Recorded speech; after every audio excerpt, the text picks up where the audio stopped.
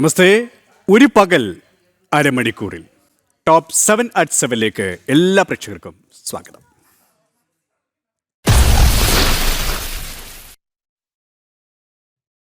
ശബരിമല സ്വർണ്ണക്കവർച്ചയുമായി ബന്ധപ്പെട്ട വാർത്തകൾ തന്നെയാണ് ആദ്യം.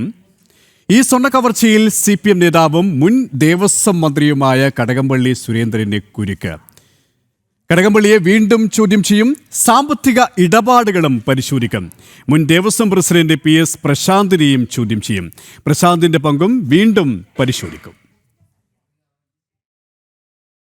സ്വർണ്ണക്കവർച്ചയിൽ കടകംപള്ളി സുരേന്ദ്രനും പങ്കുണ്ടാകാം എന്ന നിഗമനത്തിലാണ് SIT. കടകംപള്ളിയുടെ മൊഴികൾ വിശ്വാസത്തിലെടുക്കാൻ SIT തയ്യാറായിട്ടില്ല. കടകംപള്ളിയുടെ സാമ്പത്തിക ഇടപാടുകൾ അന്വേഷിക്കാനാണ് SIT തയ്യാറെടുക്കുന്നത്. പ്രധാനമായും പോറ്റിയുമായി ബന്ധപ്പെട്ട സാമ്പത്തിക ഇടപാടുകൾ ഉണ്ടായിട്ടുണ്ടോ എന്നും പരിശോധിക്കും. കഴക്കൂട്ടത്തെ സ്പോൺസർഷിപ്പും പരിശോധിക്കും. പോറ്റിയുടെ സ്പോൺസർഷിപ്പിലൂടെ വീടുകൾ നിർമ്മിച്ചെന്ന കണ്ടെത്തലുണ്ട്. ഇത് സംബന്ധിച്ചും കൂടുതൽ വിവരങ്ങൾ പരിശോധിക്കും. അന്വേഷണ സംഘം വീണ്ടും ഉണ്ണികൃഷ്ണൻ പോറ്റിയെ ചോദ്യം ചെയ്യും. ജയിലിലെത്തിയാകും ചോദ്യം ചെയ്യൽ. പ്രധാനമായും കടകംപള്ളി സുരേന്ദ്രനുമായുള്ള ബന്ധങ്ങളാകും അന്വേഷണ സംഘം ചോദിച്ചറിയുക. തുടർന്ന് വീണ്ടും കടകംപള്ളിയെ ചോദ്യം ചെയ്യാൻ വിളിപ്പിക്കും.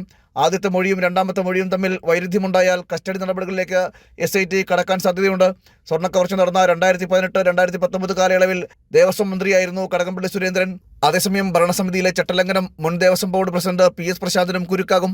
2025 വീഴ്ചകൾ മനഃപൂർവ്വമുണ്ടാക്കിയതാണോ എന്നാണ് സംശയം. ഈ സാഹചര്യത്തിൽ പ്രശാന്തിന്റെ ഇടപെടലും അന്വേഷണ സംഘം പരിശോധിക്കുന്നുണ്ട്. ജനം, തിരുവനന്തപുരം. ശബരിമല യുവതീ പ്രവേശന വിഷയം പരിഗണിക്കാൻ സാധ്യത തേടി സുപ്രീംകോടതി. 9 അംഗ ബെഞ്ച് രൂപീകരിക്കാനുള്ള സാധ്യതകൾ പരിശോധിക്കുമെന്ന് സുപ്രീംകോടതി ചീഫ് ജസ്റ്റിസ് സൂര്യകാന്ത്. മതസ്വാതന്ത്ര്യവും സ്ത്രീകളുടെ അവകാശങ്ങളും സംബന്ധിച്ച വിഷയങ്ങളും ബെഞ്ച് പരിഗണിക്കും. യുവതീ പ്രവേശന വിഷയം ഉൾപ്പെടെ പരിഗണിക്കുന്നതിനാണ് 9 അംഗ ബെഞ്ച് രൂപീകരിക്കുക എന്നാണ് ചീഫ് ജസ്റ്റിസ് സൂര്യകാന്ത് നൽകിയ സൂചന. പുതിയ വിശാല ബെഞ്ച് രൂപീകരിക്കുന്നതിനുള്ള സാധ്യതകൾ പരിശോധിക്കുമെന്നാണ് ചീഫ് ജസ്റ്റിസ് അറിയിച്ചത്. ശബരിമല യുവതീ പ്രവേശന വിഷയം മുസ്ലിം സ്ത്രീകൾക്ക് പള്ളികളിൽ വിലക്കേർപ്പെടുത്തിയത് ഉൾപ്പെടെ ബെഞ്ച് പരിശോധിക്കും. പാഴ്സി വിഭാഗങ്ങളിലും സമാന വിഷയമുണ്ട്. ദാവൂദി ബോറ വിഭാഗങ്ങൾക്കിടയിലെ സ്ത്രീകളിലെ ചേലാകർമ്മം സംബന്ധിച്ചുള്ള വിഷയവും ഭരണഘടനാ ബെഞ്ച് പരിശോധനയ്ക്ക് വിധേയമാക്കാനുള്ള സാധ്യതകൾ തെളിയുന്നുണ്ട്.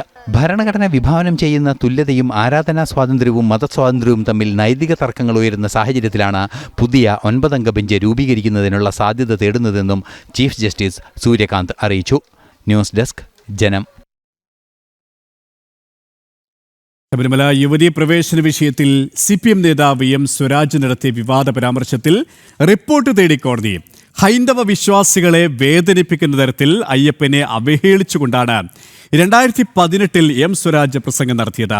സംഭവത്തിൽ പോലീസ് കേസെടുക്കാത്തതിനെ തുടർന്നാണ് കൊല്ലം ജുഡീഷ്യൽ ഫസ്റ്റ് ക്ലാസ് കോടതി റിപ്പോർട്ട് തേടിയത്. എല്ലാ ദിവസവും കന്യയ്യപ്പന്മാർ വരികയാണ്. എന്നെങ്കിലും ഒരിക്കലും ഇത് വരാതിരിക്കുമെന്ന് പ്രതീക്ഷിച്ചിട്ടാണ് മാളികപ്പുറത്തമ്മ ഇരിക്കുന്നത്. അയ്യപ്പനും പ്രതീക്ഷ ഉണ്ടാവും, കാരണം എന്താ പറഞ്ഞ വാക്കാണ്. പക്ഷേ എല്ലാ ദിവസവും വന്നുകൊണ്ടിരിക്കുകയാണ്. അങ്ങനെ കാത്തിരുന്ന് മാളികപ്പുറത്തമ്മയ്ക്ക് ദുഃഖം സഹിക്കാനാവാതെ മാളികപ്പുറത്തമ്മ കരഞ്ഞു. അതാണ് ആ കണ്ണുനീരിങ്ങനെ വന്ന് വീണ് അത് ഒരു മഹാപ്രളയമായി മാറി. അങ്ങനെയാണ് കേരളത്തിൽ പ്രളയം ഉണ്ടായത്. മനസ്സിലായി? പ്രളയം വന്നത് അങ്ങനെ. 2018 എറണാകുളത്ത് ദേശാഭിമാനി സംഘടിപ്പിച്ച പരിപാടിയിലാണ് M സ്വരാജ് ഇങ്ങനെ പറഞ്ഞത്. മാളികപ്പുറത്തമ്മയെ അയ്യപ്പൻ വിവാഹം കഴിച്ചുവെന്നും അയ്യപ്പന്റെ ബ്രഹ്മചര്യം അവസാനിപ്പിച്ചുവെന്നും പറഞ്ഞ സ്വരാജ് ഹൈന്ദവ വിശ്വാസങ്ങളെ പാടെ അവഹേളിച്ചു.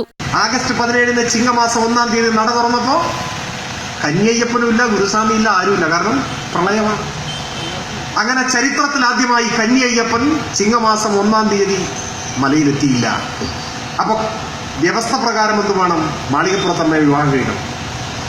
ആഗസ്റ്റ് മാസം 18-ാം തീയതി വാക്ക് പറഞ്ഞാൽ പാലിക്കുന്ന ആളല്ലേ അയ്യപ്പൻ. അല്ലാതെ വാക്കിന് വ്യവസ്ഥ ഇല്ലാത്ത ആൾ അയ്യപ്പൻ എന്നാ പറയുക? അങ്ങനെയുണ്ട്. 18-ാം തീയതി വാക്ക് പ്രകാരം അയ്യപ്പൻ മാളികപ്പുറത്തമ്മയെ വിവാഹം കഴിച്ചു. അങ്ങനെ ബ്രഹ്മചര്യം അവസാനിച്ചു. മാലയിട്ട് വ്രതം നോറ്റ് ശബരിമലയിലെത്തുന്ന ഓരോ ഭക്തന്റെയും മനസ്സിൽ ഉണങ്ങാത്ത മുറിവായി സ്വരാജിന്റെ വാക്കുകൾ മാറി. യുവതീ പ്രവേശന വിവാദം കൊടുമ്പിരി കൊള്ളുന്ന സമയത്തായിരുന്നു സ്വരാജിന്റെ പ്രസംഗം. സംഭവത്തിൽ യൂത്ത് കോൺഗ്രസ് നേതാവ് വിഷ്ണു സുനിൽ കൊല്ലം സിറ്റി പോലീസ് കമ്മീഷണർക്കുൾപ്പെടെ പരാതി നൽകിയിരുന്നു. എന്നാൽ സ്വരാജിനെതിരെ നടപടിയെടുക്കാൻ പോലീസ് തയ്യാറായില്ല. പോലീസ് കേസെടുക്കാത്തതിനെ തുടർന്നാണ് കോടതിയെ സമീപിച്ചത്. കൊല്ലം ജുഡീഷ്യൽ ഫസ്റ്റ് ക്ലാസ് മജിസ്ട്രേറ്റ് കോടതി മുൻ സംഭവത്തിൽ അടിയന്തരമായി റിപ്പോർട്ട് സമർപ്പിക്കാൻ പോലീസിനോട് ആവശ്യപ്പെട്ടു. 2 ദിവസത്തിനുള്ളിൽ പോലീസ് സമർപ്പിക്കുന്ന റിപ്പോർട്ടിന്റെ അടിസ്ഥാനത്തിലാകും തുടർ നടപടി. ജനം, കൊല്ലം.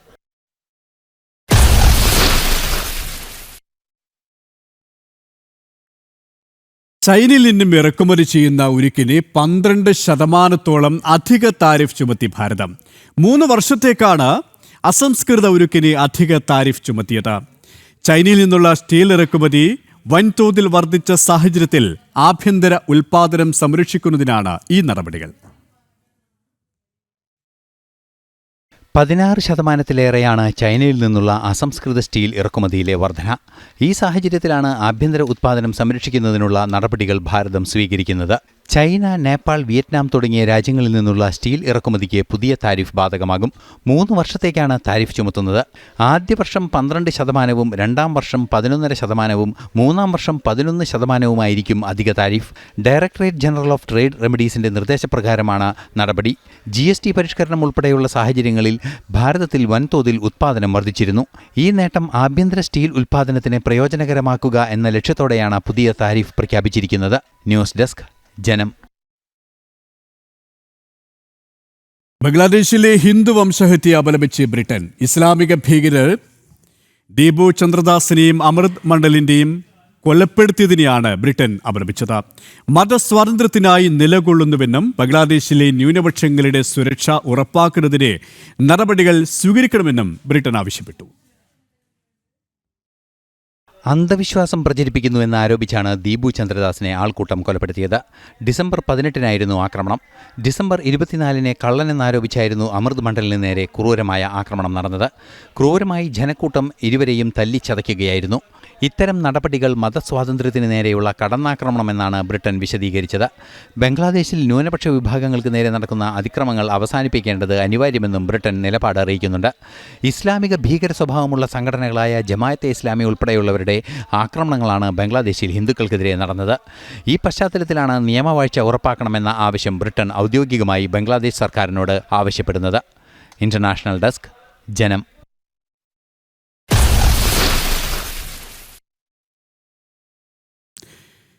സർക്കാരിന്റെ പ്രഖ്യാപിത മദ്യവർജന നയം പൊള്ളയാണെന്ന് വ്യക്തം. ബിവറേജസിൽ വിൽപ്പന കുറഞ്ഞതിന്റെ പേരിൽ ജനറൽ മാനേജർ ജീവനക്കാരനോട് വിശദീകരണം ചോദിച്ചു.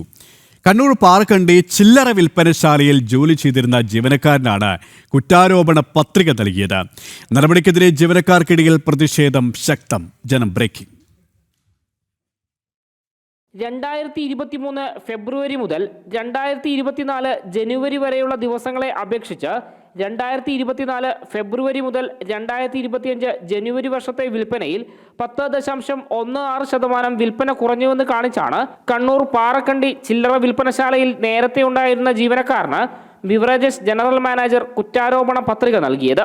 ഇത് ജീവനക്കാരന്റെ ഭാഗത്തു നിന്നുണ്ടായ കുറ്റകരമായ വീഴ്ചയാണെന്ന് കുറ്റാരോപണ പത്രികയിൽ പറയുന്നു. ജീവനക്കാരന്റെ ഭാഗത്തു നിന്നുണ്ടായ ഗുരുതരമായ മേൽനോട്ടക്കുറവും വീഴ്ചയും നിലവിലുള്ള ചട്ടങ്ങളുടെ ലംഘനവുമായതിനാൽ അച്ചടക്ക നടപടി സ്വീകരിക്കുന്നതിന്റെ ഭാഗമായാണ് കുറ്റാരോപണ പത്രികയെന്നും ഇത് കൈപ്പറ്റി 15 ദിവസത്തിനകം വിശദീകരണം നൽകണമെന്നും പറയുന്നു.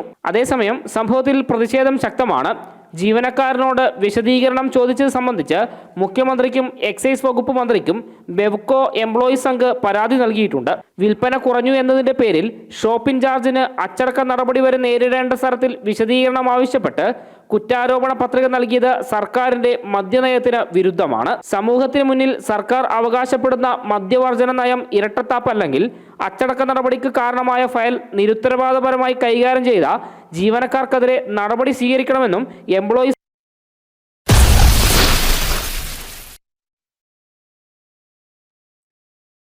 സേവ് ബോക്സ് ആപ്പ് നിക്ഷേപ തട്ടിപ്പ് കേസിൽ നടൻ ജയസൂര്യയ്ക്ക് വീണ്ടും ഇഡിയുടെ സമൻസ്. ജനുവരി 7-ന് കൊച്ചി ഇഡി ഓഫീസിൽ ഹാജരാകണം. സേവ് ബോക്സ് ഉടമ സ്വാദിഖ് റഹീമുമായുള്ള സാമ്പത്തിക ഇടപാടുകളിൽ കൂടുതൽ വ്യക്തത വരുത്താനാണ് ചോദ്യം ചെയ്യൽ. ഇതിനിടെ സ്വാദിഖിന്റെ ഉന്നത രാഷ്ട്രീയ ബന്ധങ്ങളും പുറത്തുവരികയാണ്. ജയസൂര്യയെയും ഭാര്യ സരിതയെയും തിങ്കളാഴ്ച ഇഡി കൊച്ചി ഓഫീസിൽ ചോദ്യം ചെയ്തിരുന്നു. ഇതിന്റെ തുടർച്ചയായാണ് ജനുവരി 7-ന് വീണ്ടും ഹാജരാകാൻ ആവശ്യപ്പെട്ടിരിക്കുന്നത്. സേവ് ബോക്സ് ഉടമ സ്വാദിഖിനെ ജയസൂര്യയുമായുള്ള സാമ്പത്തിക ഇടപാടുകളിലാണ് ഇഡി വിശദമായ അന്വേഷണം നടത്തുന്നത്. ബ്രാൻഡ് അംബാസഡർ എന്ന നിലയിലാണ് സേവ് ബോക്സിൽ നിന്ന് പണം കൈപ്പറ്റിയതെന്നാണ് ജയസൂര്യയുടെ മൊഴി. ഇതിൽ കൂടുതൽ വ്യക്തത വരുത്താനാണ് ചോദ്യം ചെയ്യൽ. ജയസൂര്യയുടെ സാമ്പത്തിക ഇടപാടുകൾ കൈകാര്യം ചെയ്തിരുന്നത് സരിത ജയസൂര്യയായിരുന്നു. ഇതിനിടെ സ്വാദിഖ് റഹീമിന്റെ ഉന്നത രാഷ്ട്രീയ ബന്ധങ്ങളും പുറത്തുവരികയാണ്. സിനിമാ താരങ്ങൾക്കൊപ്പം പല രാഷ്ട്രീയ പ്രമുഖരുമായും സ്വാദിഖിന് അടുത്ത ബന്ധമാണുള്ളത്. ഷാഫി പറമ്പിലമ്പി, രാഹുൽ മാങ്കൂട്ടത്തിൽ MLA എന്നിവരുമായുള്ള അടുപ്പം വ്യക്തമാക്കുന്ന ചിത്രങ്ങൾ സ്വാദിഖ് സമൂഹമാധ്യമങ്ങളിൽ പോസ്റ്റ് ചെയ്തിരുന്നു. നിക്ഷേപകരിൽ വിശ്വാസമുണ്ടാക്കാൻ ഉന്നത ബന്ധങ്ങളും ഉപയോഗിച്ചിട്ടുണ്ട്. ഓൺലൈൻ ലേല ആപ്പായ സേബോക്സിന്റെ ഫ്രാഞ്ചൈസി വാഗ്ദാനം ചെയ്തായിരുന്നു 5 ലക്ഷം മുതൽ 25 ലക്ഷം രൂപ വരെ തട്ടിയത്. 20 കോടിയോളം രൂപ തട്ടിപ്പിലൂടെ സമാഹരിച്ചിട്ടുണ്ട്. ജനം, കൊച്ചി.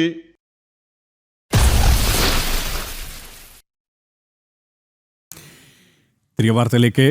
മഹാനടന്റെ മാതാവിന് വിട നൽകി മലയാളം. മോഹൻലാലിന്റെ അമ്മ ശാന്തകുമാരിയുടെ സംസ്കാരം തിരുവനന്തപുരം മുടവൻമുകളിലെ വീട്ടുവളപ്പിൽ നടന്നു. രാഷ്ട്രീയ, സാമൂഹിക, സാംസ്കാരിക രംഗങ്ങളിലെ പ്രമുഖർ അന്ത്യോപചാരം അർപ്പിച്ചു.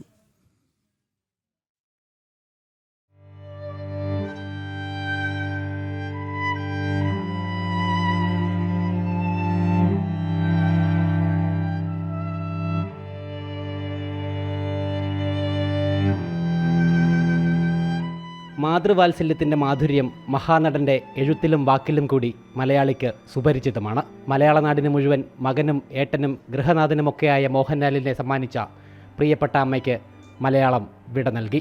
ശാന്തകുമാരി അമ്മയുടെ മൃതദേഹം എറണാകുളം എളമക്കരയിലെ വീട്ടിൽ നിന്ന് പുലർച്ചെ 5 മണിയോടെ തിരുവനന്തപുരം മുടവൻമുകളിലെ വീട്ടിലെത്തിച്ചു.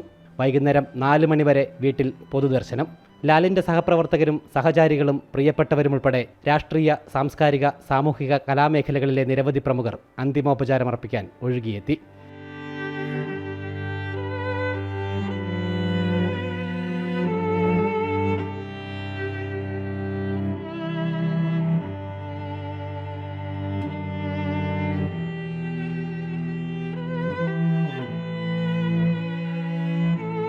രാഷ്ട്രീയ സ്വയംസേവക സംഘത്തിന് വേണ്ടി മുതിർന്ന പ്രചാരകന്മാരായ S. സേതുമാധവൻ, A. ജയകുമാർ എന്നിവർ അന്തിമോപചാരമർപ്പിച്ചു.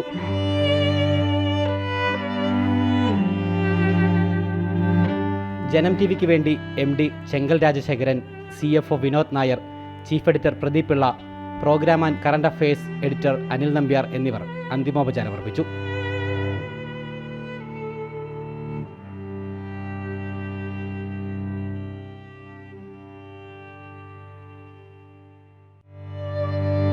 മോഹൻലാലിൻ്റെ പിതാവ് വിശ്വനാഥനും സഹോദരൻ പ്യാരിലാലും അന്ത്യവിശ്രമം കൊള്ളുന്ന മുടവൻമുകളിലെ വീട്ടുവളപ്പിൽ തന്നെയാണ് അമ്മ ശാന്തകുമാരിക്കും അന്ത്യവിശ്രമം ഒരുക്കിയത്. മാതൃവാത്സല്യധാരയുടെ അന്ത്യനിമിഷങ്ങളിൽ പൗത്രധർമ്മം നിറവേറ്റി ആകാശദീപങ്ങളും ആഗ്നേയ ശൈലങ്ങളും സാക്ഷിയാക്കി അമ്മയുടെ ലാലു പ്രിയപ്പെട്ട അമ്മയ്ക്ക് ചിത കൊളുത്തി. അകമരിയുന്ന ആരണ്യതീരങ്ങളിൽ ഹിമമുടിയിൽ ചായുന്ന വിൺഗംഗയിൽ മാതൃവാത്സല്യത്തിൻ്റെ ജ്വാലാമുഖം മറഞ്ഞു. ജനം, തിരുവനന്തപുരം.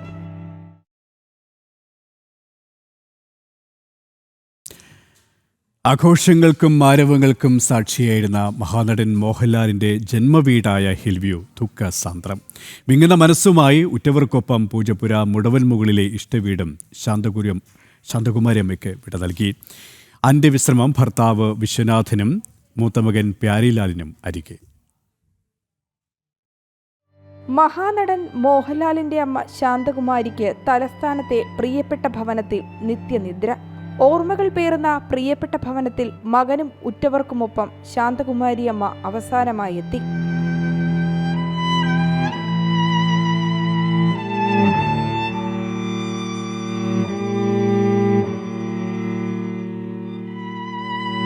മലയാളികളുടെ ലാലേട്ടന്റെ അമ്മയ്ക്ക് യാത്രാമൊഴിയേകാൻ നാട്ടുകാരും തലസ്ഥാനവാസികളും ഒഴുകിയെത്തി.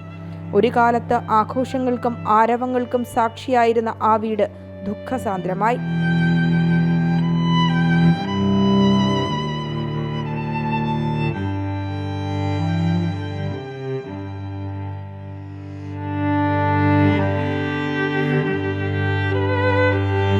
മണിക്കൂറുകൾ നീണ്ട പൊതുദർശനത്തിനൊടുവിൽ ഇഷ്ടയിടത്തോടും യാത്ര പറയാതെ പ്രിയപ്പെട്ടവർ അന്ത്യനിദ്ര കൊള്ളുന്ന സമീപത്തായി ശാന്തകുമാരി അമ്മയും നിത്യനിദ്രയിലേക്ക് ലയിച്ചു. ജനം, തിരുവനന്തപുരം.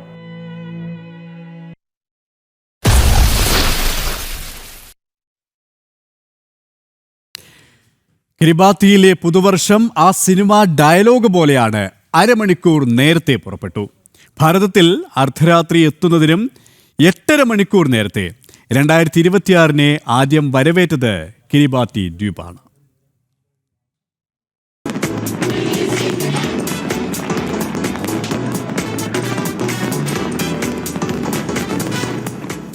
ഇനി അടുത്ത വർഷം കാണാമെന്ന ക്ലീശയുടെ ദിവസമാണെന്ന്. രാജ്യം നിമിഷങ്ങളെണ്ണി കാത്തിരിക്കുമ്പോൾ ലോകത്ത് ആദ്യം പുതുവർഷം എത്തിയതിൻ്റെ സന്തോഷത്തിലാണ് കിരിബാത്തി ദ്വീപ്. ഓരോ രാജ്യങ്ങളും വ്യത്യസ്തമായ സമയമേഖലകളായതിനാൽ ഓരോയിടത്തും പുതുവത്സരപ്പിറവിയും പല നേരത്തായിരിക്കും.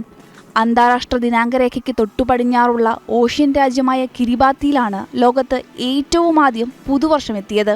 ഇന്ത്യൻ സമയം ഉച്ചയ്ക്ക് 3:30 കിരിബാത്തി ദ്വീപിൽ പുതുവർഷം പിറന്നത്. ഭാരതത്തേക്കാൾ 8.5 മണിക്കൂർ മുന്നിലാണ് കിരിബാത്തി ദ്വീപ്. കിരിബാത്തിക്ക് കൗതുകകരമായ മറ്റൊരു പ്രത്യേകത കൂടിയുണ്ട്. ന്യൂ ഇയർ ആദ്യം എത്തുന്ന കിരിബാത്തി ദ്വീപ് അറിയപ്പെടുന്നത് ന്യൂ ഇയർ ദ്വീപ് എന്നല്ല, മറിച്ച് ക്രിസ്മസ് ദ്വീപ് എന്നാണ്. വെടിക്കെട്ടും സംഗീതവും നൃത്തവുമൊക്കെയായി കിരിബാത്തി പുതുവത്സരത്തെ വരവേറ്റു. കിരിബാത്തിയുടെ കിഴക്കുഭാഗത്തുള്ള ഭാഗങ്ങളിലാണ് പുതുവർഷം അവസാനമെത്തുന്നത്. കിരിബാത്തിയിൽ നിന്ന് 750 കിലോമീറ്ററോളം സഞ്ചരിച്ച് അമേരിക്കൻ സമോവയിലെത്തിയാൽ ഭൂതകാലത്തിലേക്ക് ടൈം ട്രാവൽ ചെയ്ത് വേണമെങ്കിൽ ഒന്നുകൂടി ന്യൂ ഇയർ ആഘോഷിക്കാം. ഇന്ത്യൻ സമയം 4:30 ന്യൂസിലൻഡും 6:30 ഓസ്ട്രേലിയയും സിഡ്നിയിലും പുതുവർഷം പിറക്കും. 8:30 ജപ്പാനും 9:30 ചൈനയും പുതുവർഷത്തെ വരവേൽക്കും. രാവിലെ 10:00 അമേരിക്കൻ പുതുവർഷം.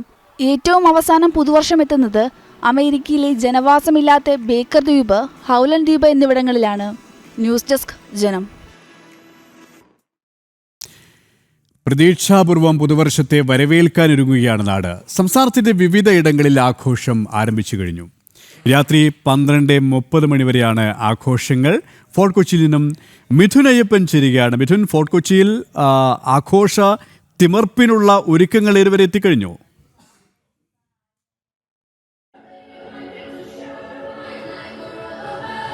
സുരേഷ്, ഒരുക്കങ്ങളെല്ലാം പൂർത്തിയായിട്ട് ഏതാണ്ട് ദിവസങ്ങളായി. ഫോർട്ട് കൊച്ചിയിലേക്ക് ആളുകൾ എത്തി തുടങ്ങിയിട്ട് ആഴ്ചകൾ ഈ കഴിഞ്ഞ ദിവസങ്ങളിലെല്ലാം രാജ്യത്തിന്റെ വിവിധയിടങ്ങളിൽ നിന്നുള്ള ആളുകൾ മാത്രമല്ല, വിദേശത്തു നിന്നുള്ള നിരവധി ആളുകൾ ഫോർട്ട് കൊച്ചിയിലേക്ക് ഒഴുകിയെത്തിക്കൊണ്ടിരിക്കുകയാണ്. പുതുവത്സരാഘോഷം കൊച്ചിയിൽ ആഘോഷിക്കുക എന്നുള്ളത് ഏറെ പ്രധാനപ്പെട്ട ഒന്നാണ്, സവിശേഷമായിട്ടുള്ള ഒന്നാണ്. ഒരുപക്ഷെ ഇന്ന് കേരളത്തിൽ എല്ലായിടത്തും വ്യാപിച്ചിരിക്കുന്ന ഈ പപ്പാഞ്ഞിയെ കത്തിച്ചുകൊണ്ടുള്ള ഈ പുതുവത്സരാഘോഷങ്ങൾക്ക് തുടക്കം കുറിച്ചത് ഈ കൊച്ചിയിൽ നിന്നാണ്. ഈ കൊച്ചിയിലെ വലിയ ജൂത പാരമ്പര്യമുള്ള ഒരു ആഘോഷമാണ് ഈ പപ്പാഞ്ഞിയെ കത്തിച്ചുകൊണ്ട് പുതുവത്സരത്തെ ആഘോഷിക്കുക എന്നുള്ളത്. യവന സൈന്യത്തെ ഇസ്രായേലികൾ തോൽപ്പിച്ച് അവരുടെ ഭൂമി വീണ്ടെടുത്തതിൻ്റെ ഭാഗമായാണ് ഈ യവന സൈന്യാധിപനായിട്ടുള്ള ആളെ കത്തിച്ചുകൊണ്ടുള്ള, അതാണ് ഈ പാപ്പാഞ്ഞിയുടെ ഒരു സങ്കല്പം.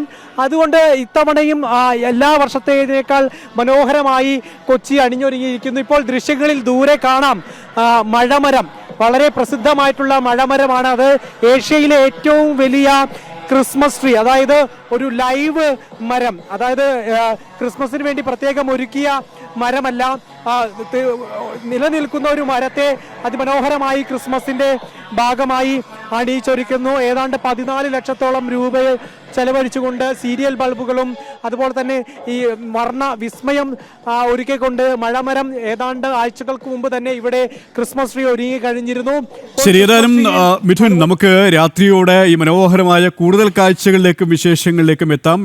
പറഞ്ഞതുപോലെ തന്നെ തയ്യാറെടുപ്പുകൾ ഇത് അന്തിമഘട്ടത്തിലേക്ക് എത്തിക്കഴിഞ്ഞു. ഏതായാലും പുതുവത്സരത്തെ ആഘോഷമാക്കാനുള്ള, വരവേൽക്കാനുള്ള ഒരുക്കത്തിലാണ് എല്ലാവരും. മിഥുൻ അയ്യപ്പനാണ് കൊച്ചിയിൽ നിന്നും വിശദാംശങ്ങൾ നൽകിയത്.